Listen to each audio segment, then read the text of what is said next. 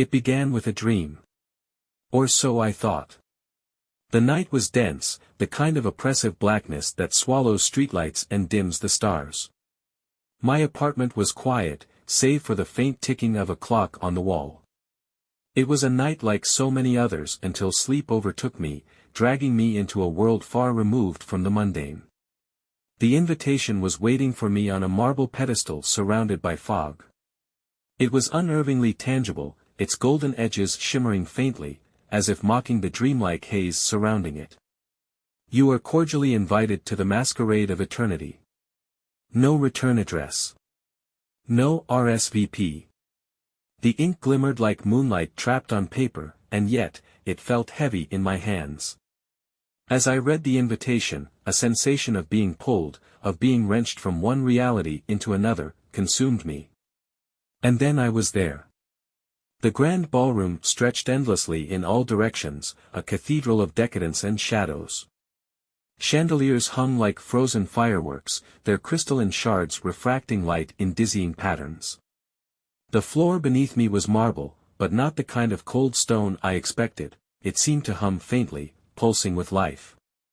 The guests were a kaleidoscope of color and motion. Each wore a mask, intricate, gilded, some adorned with feathers, others with jewels that caught the flicker of candlelight. The masks were elaborate enough to obscure their faces, but their eyes burned like dying embers, flickering with something I couldn't quite place. I looked down and realized I was dressed to match. A deep emerald gown cascaded to my feet, shimmering as I moved. In my hand, I held a mask. It was simple yet elegant, its edges gilded and its surface etched with strange, curling patterns that reminded me of ivy creeping up a forgotten wall. A figure approached me then, tall and imposing, wearing a mask shaped like the face of a lion.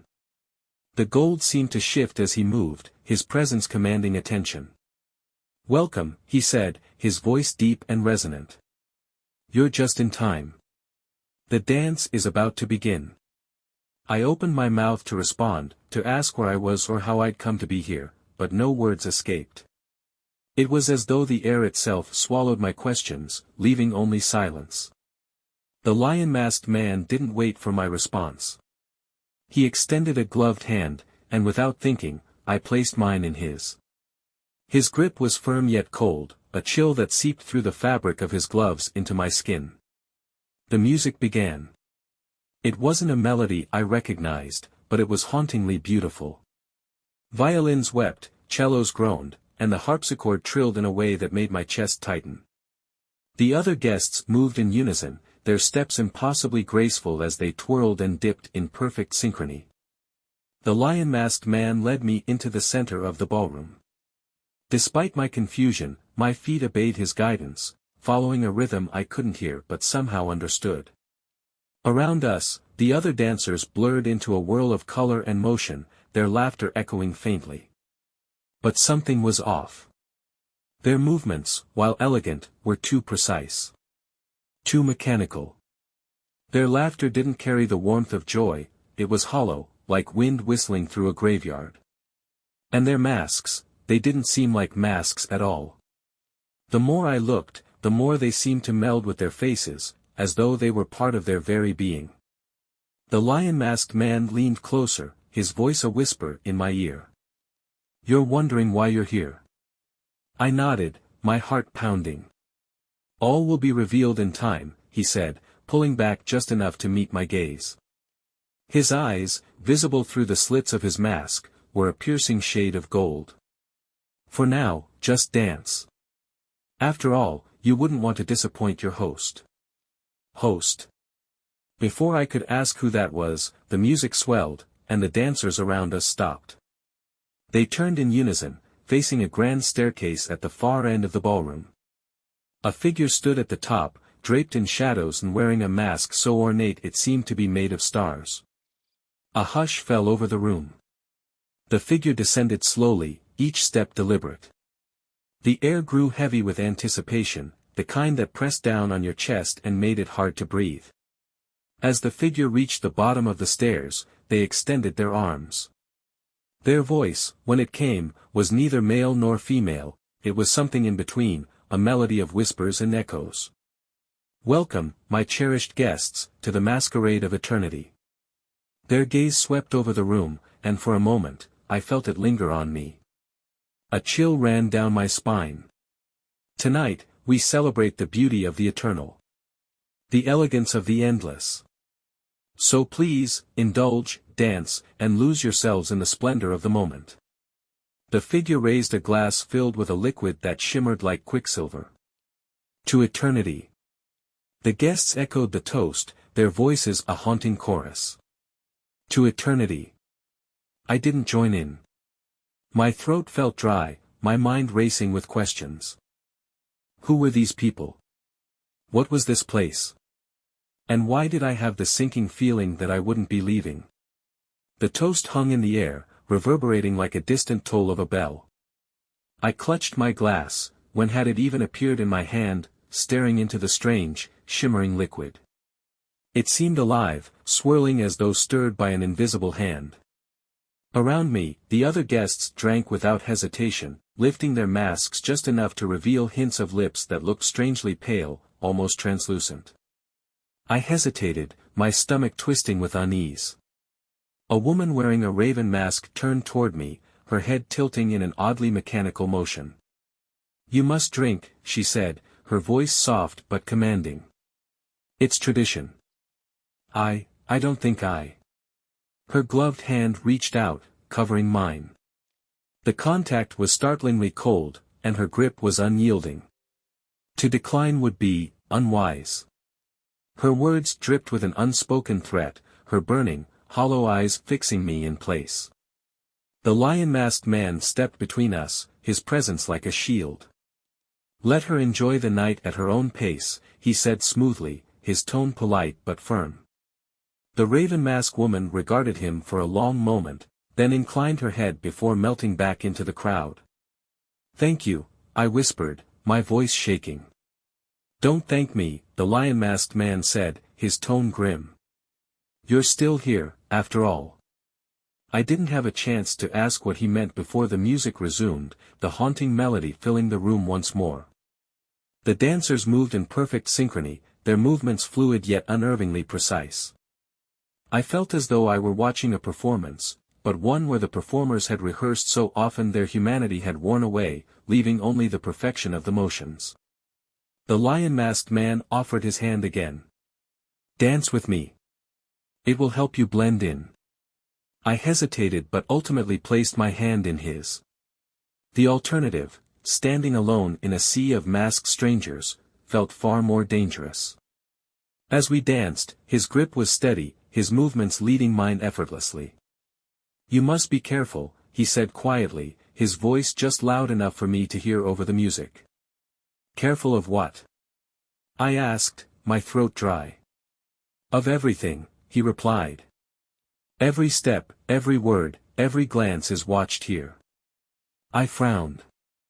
"Who's watching?" He didn't answer, instead spinning me in a wide arc that brought us closer to the edge of the dance floor.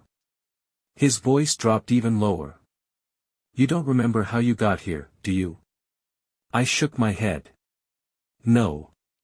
I thought I was dreaming, but this feels too real," he finished for me.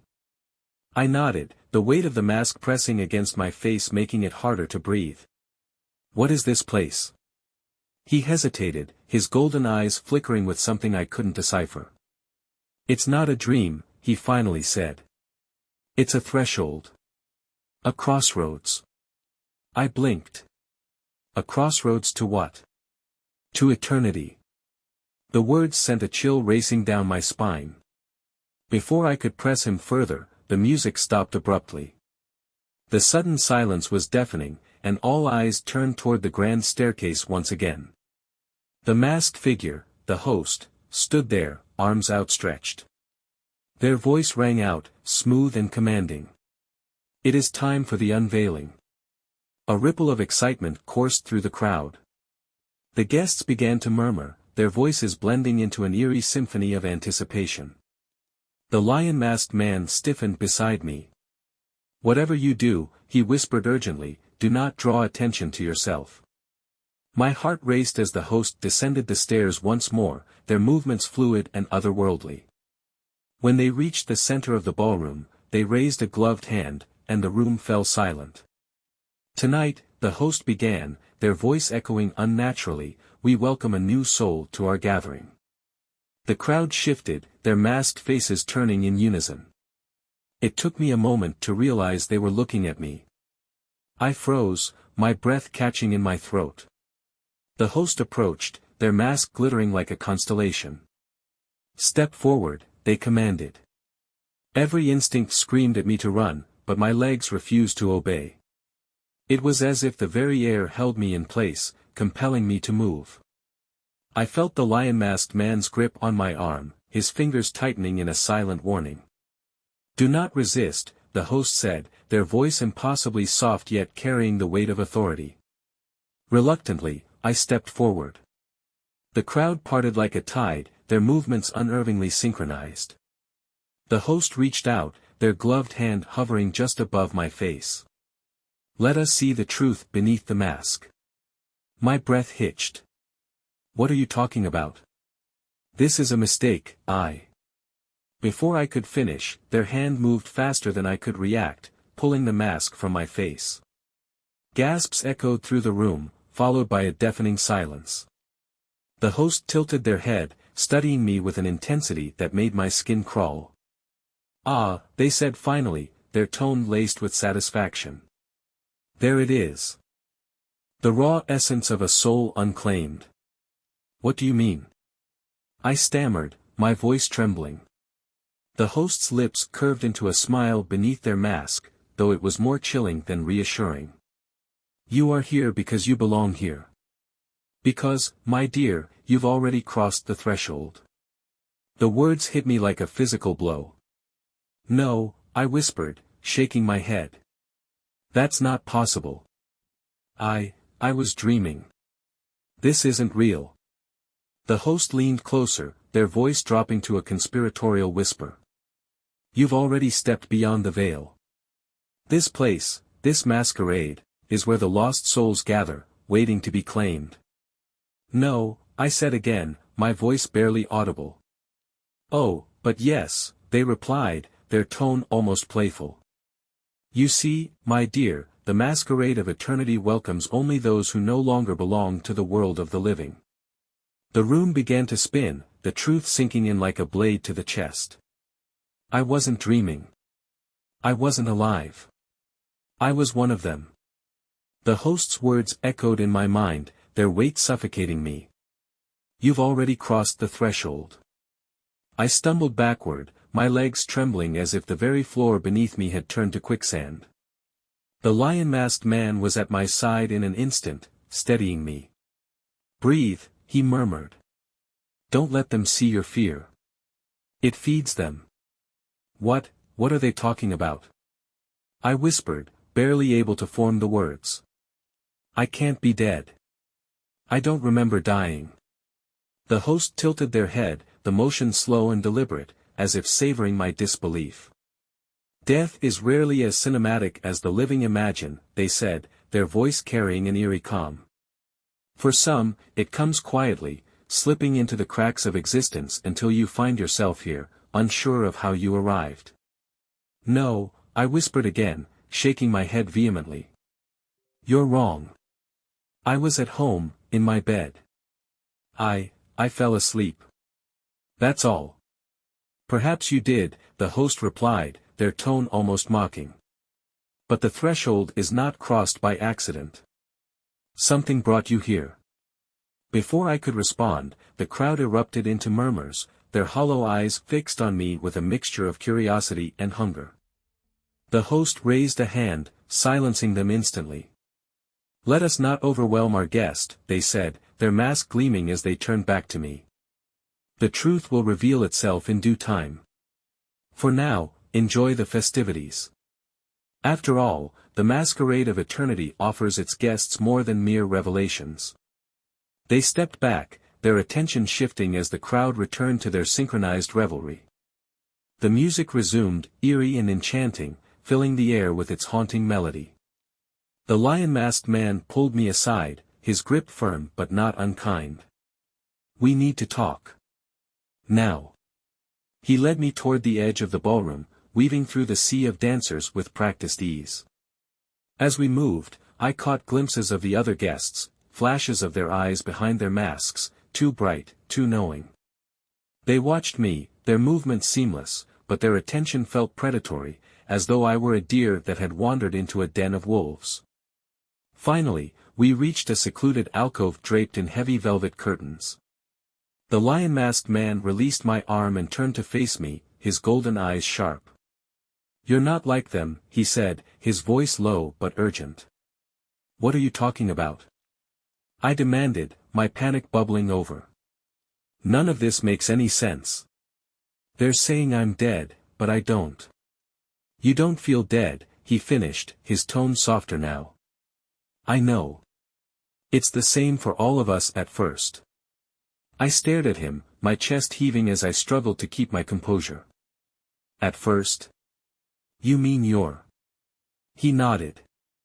"I've been here longer than I care to remember. Long enough to know the rules, and long enough to see the cracks in their perfect masquerade."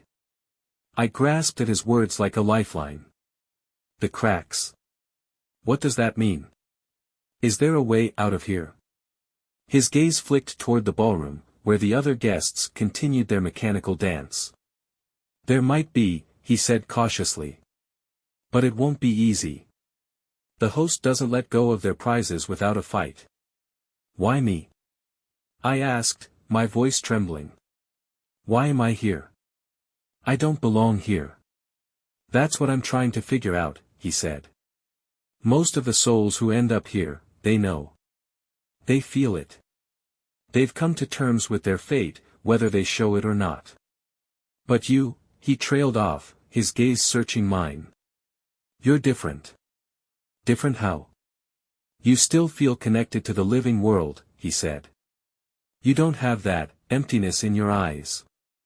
I shivered, the memory of the other guests' hollow stares flashing in my mind. "What are they?" "They were once like you," he said. "But the longer they stay here, the more they forget. This place changes you. It feeds on your memories, your humanity, until all that's left is the mask." My hand instinctively went to my face, brushing against the edges of my mask. "But I can still remember things. My name.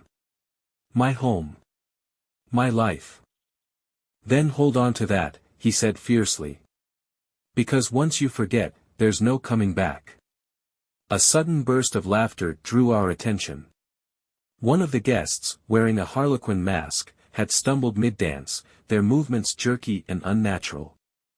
The others continued as if nothing had happened, but the host's gaze snapped to the harlequin with chilling precision. In a flash, two figures stepped from the shadows, their masks blank and featureless. They seized the harlequin and dragged them toward a pair of gilded doors at the far end of the ballroom. The harlequin struggled, their laughter twisting into cries of terror, but no one intervened. "What's happening?" I whispered, horrified. The lion-masked man's expression darkened. "They broke the rhythm. It's not allowed." "What's behind those doors?" "Nothing good," he said grimly. "Trust me, you don't want to find out." I swallowed hard, my pulse pounding in my ears. "What do we do?" "We survive," he said simply. "We play their game, follow their rules, and wait for an opportunity. It's the only way." Before I could respond, the host's voice rang out again, cutting through the music.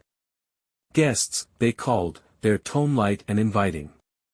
"The time has come for the midnight waltz.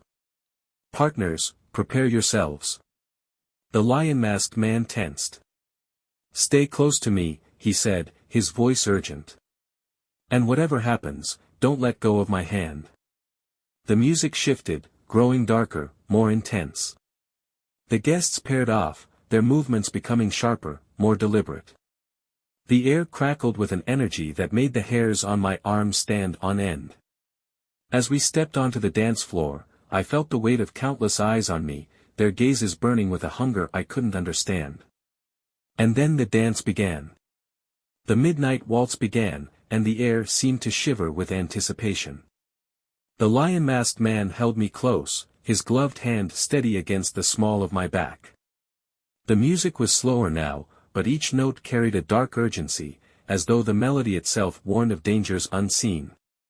Around us, the other pairs moved in perfect synchrony, their steps sharp and deliberate, their masks gleaming like predatory faces in the dim light. I struggled to keep up, my feet fumbling against the polished marble floor. "I'm not a dancer," I whispered, panic seeping into my voice. "You don't need to be," he replied, his voice low. "Just follow my lead, and no matter what, keep moving. They'll notice if you falter." My pulse thundered in my ears, but I forced myself to match his rhythm. Step, turn, step, his movements were fluid, almost unnatural, as though he were part of the music itself.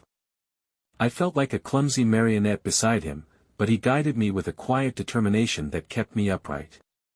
As we moved, I caught glimpses of the other dancers. Their masks seemed alive, their features shifting subtly as though they were not made of wood or metal but flesh. The eyes behind them glowed faintly, like embers in a dying fire. Their hands moved with a precision that bordered on inhuman, and their bodies swayed in perfect harmony with the music, as if the very act of dancing sustained them. "Why is this waltz so important?"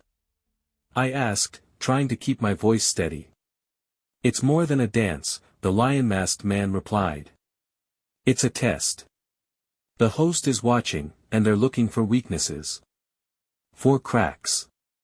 "Cracks in what?" "In us," he said. "In our resolve, our memories, our humanity. They'll exploit anything they can find." My stomach twisted. What happens if they find a weakness? He didn't answer, but his silence spoke volumes.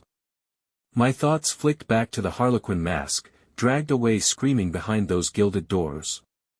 I tightened my grip on his hand, determined not to stumble. As the dance progressed, the air around us grew heavier, as though the room itself were alive and pressing down on us. The music seemed to seep into my skin, its mournful melody stirring something deep within me, memories I couldn't quite place, emotions that didn't feel like my own. "I feel strange," I said, my voice trembling. The lion-masked man's gaze flicked to mine, his golden eyes narrowing. "It's the music. It's designed to unravel you, to pull at the threads of who you are. Focus on me. Focus on the dance." I tried, but the memories kept surfacing. Fragments of my childhood, the faces of people I loved but couldn't name, the sensation of rain on my skin. They swirled around me, vivid and disorienting, threatening to pull me under. "You're slipping," he said sharply, his grip tightening on mine. "Stay with me." "I can't," I whispered, my voice breaking. "It's too much. I don't even know who I am anymore." "Yes, you do," he said, his tone fierce. "You remember your name. Your life. Hold on to that." I tried to speak my name, to anchor myself, but the words caught in my throat. The memories kept pulling at me, each one more vivid than the last. I saw my apartment bathed in moonlight, the clock on the wall ticking steadily. I saw the invitation waiting for me on my nightstand, the golden edges shimmering faintly. And then, a car. Headlights piercing the darkness. The blare of a horn. The sickening crunch of metal. I gasped, stumbling mid-step. The lion-masked man caught me, his expression urgent. "Focus," he hissed. "You can't let them see." But it was too late. The music faltered, the violins screeching in discord as every dancer stopped mid-motion. The air grew colder, and a heavy silence fell over the room. Slowly, the guests turned to face me, their glowing eyes burning with recognition. "She remembers," someone whispered, their voice like dry leaves rustling in the wind. "She knows," another said, their tone laced with hunger. The host stepped forward, their mask glittering ominously. "Ah," they said, their voice dripping with satisfaction. "It seems our guest has discovered the truth." I backed away, my chest heaving. No, I whispered. This isn't real. I'm not. I can't be. Dead, the host finished, their tone almost playful. But you are, my dear. You have been since the moment you stepped through the veil. I shook my head, tears streaming down my face. I don't belong here. Perhaps not yet, the host said, their voice softening. But that is the beauty of the masquerade. It welcomes all who find themselves lost, whether they realize it or not.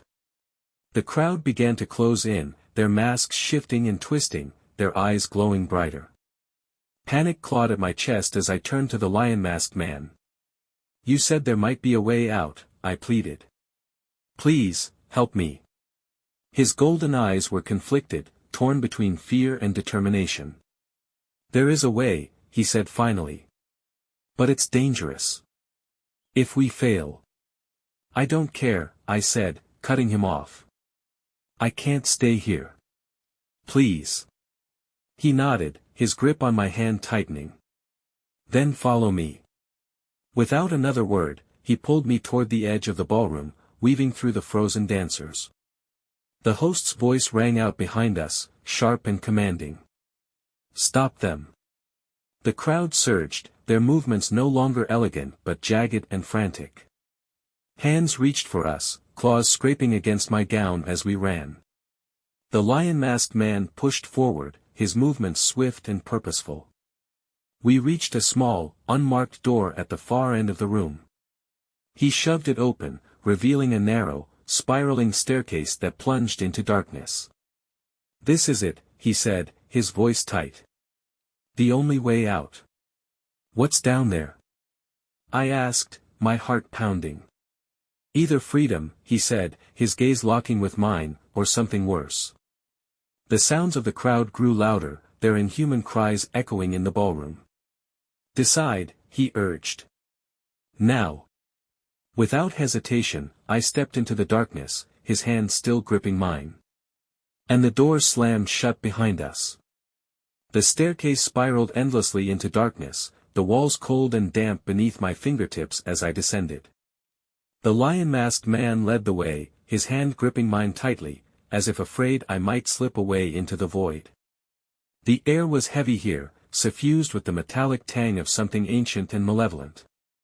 Each step echoed unnaturally, the sound stretching and distorting, as if the staircase itself were alive. Where does this lead? I asked, my voice trembling. To the borderlands, he replied without turning. His voice, calm but urgent, cut through the suffocating silence. It's the only place where the rules of the masquerade don't fully hold. What are the borderlands? He hesitated, his steps slowing for the briefest moment. A place between, he said finally. Neither here nor there. If we can reach it, you might still have a chance. A chance to do what? To return. The word sent a flicker of hope through me, but it was quickly smothered by the sound of pursuit. Faint at first, like whispers carried on the wind, the voices grew louder, more insistent. The guests were coming. I glanced over my shoulder, the flicker of torchlight illuminating the stairwell far above us. Their voices blended into an eerie symphony of hunger and rage, their footsteps pounding like a storm descending. They're getting closer, I said, panic clawing at my chest. Keep moving, he said sharply, his pace quickening. We're almost there. But the staircase felt endless, and with each step, the air grew colder, heavier. My legs ached, my lungs burned, and still the voices grew louder, echoing all around us. Finally, the staircase ended abruptly, opening into a vast cavern bathed in an unnatural blue glow. The walls shimmered as though made of glass, reflecting distorted images of the ballroom above. The sound of the music and laughter was faint but unmistakable, like a memory replaying on a broken loop. In the center of the cavern stood a massive archway carved from black stone, its surface etched with intricate, shifting symbols. The space within the arch shimmered like a pool of liquid silver, rippling gently as if stirred by an unseen force. This is it, the lion-masked man said, pulling me toward the archway. What is it? I asked, my voice barely above a whisper. A portal, he said. It leads back to the living world, but only if you're strong enough to pass through it. I hesitated, staring at the shimmering surface. What happens if I'm not strong enough? He didn't answer, but the grim set of his jaw told me everything I needed to know.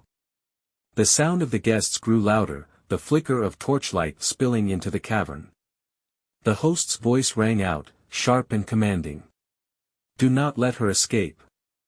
The lion-masked man turned to me, urgency flashing in his golden eyes. You don't have time to think. If you stay here, they'll take everything from you, your memories, your identity, your soul. Go. I stared at the portal, fear paralyzing me. My thoughts raced, a maelstrom of doubt and desperation. What if this was a trick?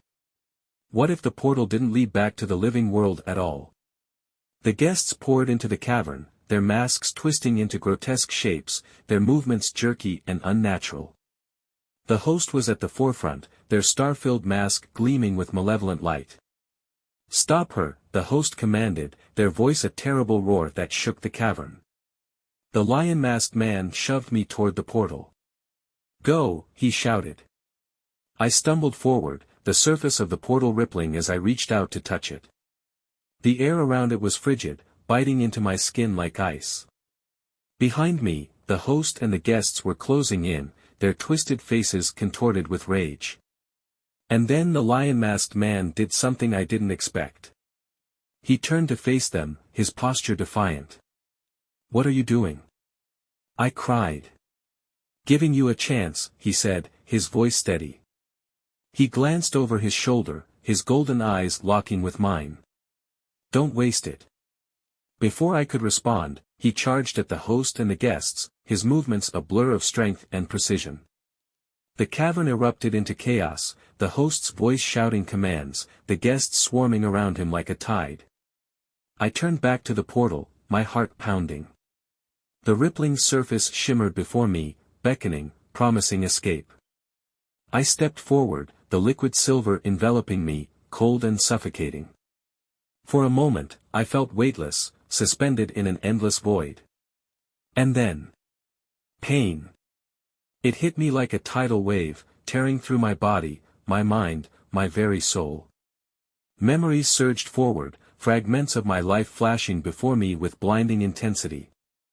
Laughter, tears, love, loss, all of it seared into me as though the portal demanded I relive every moment before it would let me go. I screamed, the sound swallowed by the void, and then the pain was excruciating, a sensation that burned deeper than flesh, clawing at the very essence of who I was. Images of my life flashed through my mind in vivid bursts, birthdays, heartbreaks, laughter shared with friends whose faces were now fading from my memory. Each memory felt like a piece of me being torn away, as though the portal were testing my resolve, demanding proof that I belonged to the world of the living. I pushed forward, gritting my teeth against the onslaught. My name, I had to hold on to my name. It was the one thread tying me to myself, to the life I'd left behind. Who are you? A voice whispered, disembodied and resonant, echoing in the endless void. I'm Elle, I gasped, the words feeling fragile in the vast nothingness. The voice grew louder, more insistent. What do you fear? I don't want to be forgotten. I cried, tears streaming down my face. I don't want to lose myself. The void trembled around me, the shimmering surface of the portal growing brighter, blindingly so. The pressure in my chest became unbearable, my body racked with a terrible ache as though I were being pulled apart and stitched back together all at once. And then it stopped. The light dimmed, the pain subsided, and I found myself standing in the middle of my apartment. The clock on the wall ticked steadily, the sound grounding me in its mundane familiarity. The invitation was gone, as though it had never existed. I touched my face, half expecting to feel the mask still clinging to me, but it was bare. My skin was warm, alive. Relief washed over me, and I sank to the floor, tears of gratitude spilling from my eyes. But the feeling was short-lived. I looked down at my hands, noticing faint marks along my skin, intricate, curling patterns like those etched into the mask I had worn. They shimmered faintly in the dim light, a haunting reminder of where I had been. My heart sank. Was I truly free? Or had I simply exchanged one prison for another? The days that followed were a blur of confusion and unease. I tried to resume my life, but nothing felt the same. My friends seemed distant, their laughter hollow. Strangers on the street seemed to watch me too closely, their faces a blur when I turned to look at them directly. And the dreams didn't stop. Each night, I found myself back in the ballroom, the haunting melody of the waltz playing softly in the background. The guests moved as they always had, their hollow eyes watching, waiting. The host stood at the top of the staircase, their star-filled mask glinting in the dim light. But the lion-masked man was gone. I woke each morning with a heavy ache in my chest, his final words echoing in my mind, "Don't waste it." I couldn't shake the feeling that I had left something behind, or someone. Guilt gnawed at me, a constant reminder of the sacrifice he had made to give me this second chance. One night, as I lay in bed staring at the ceiling, I noticed something strange. The faint marks on my skin had begun to shift, curling and twisting as though alive. Panic surged through me as the patterns grew brighter, glowing with an eerie light. And then I heard it. The music. It was faint at first, a whisper of violins drifting through the air.